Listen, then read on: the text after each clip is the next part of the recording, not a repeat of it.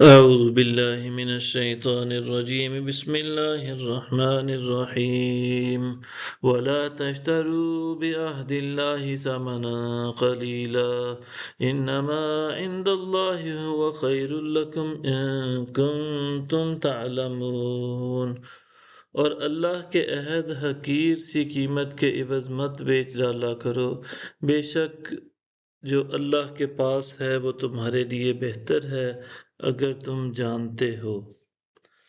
ما عندکم ينفذ وما عند اللہ باق ولنجزین الذین صبروا اجرهم بأحسن ما كانوا يعملون۔ جو تمہارے پاس ہے فنا ہو جائے گا اور جو اللہ کے پاس ہے باقی رہنے والا ہے، اور ہم ان لوگوں کو جنہوں نے صبر کیا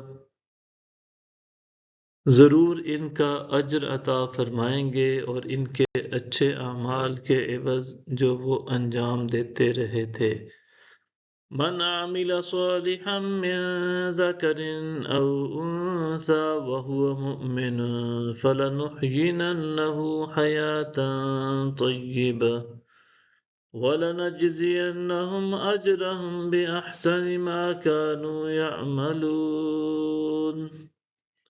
جو کوئی نیک عمل کرے خواہ مرد ہو یا عورت، جبکہ وہ مومن ہو تو ہم اسے ضرور پاکیزہ زندگی کے ساتھ زندہ رکھیں گے، اور انہیں ضرور ان کا اجر بھی عطا فرمائیں گے ان اچھے اعمال کے عوض جو وہ انجام دیتے تھے۔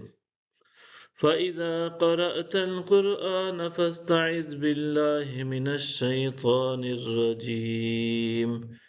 سو جب آپ قرآن پڑھنے لگیں تو شیطان مردود سے اللہ کی پناہ مانگ دیا کریں۔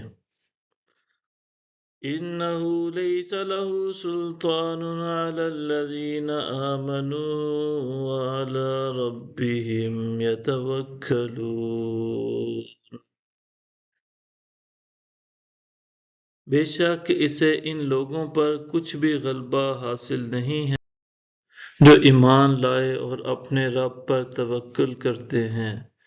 انما سلطانہ علی الذین یتولونہ والذین هم به مشرکون۔ پس اس کا غلبہ صرف انہی لوگوں پر ہے جو اسے دوست بناتے ہیں اور جو اللہ کے ساتھ شرک کرنے والے ہیں۔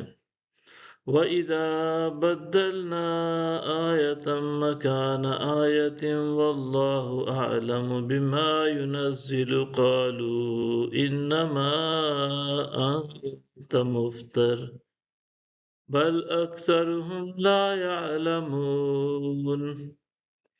اور جب ہم کسی آیت کی جگہ دوسری آیت بدل دیتے ہیں، اور اللہ ہی بہتر جانتا ہے جو کچھ وہ نازل فرماتا ہے، تو کفار کہتے ہیں کہ آپ تو بس اپنی طرف سے گھڑنے والے ہیں، بلکہ ان میں سے اکثر لوگ نہیں جانتے۔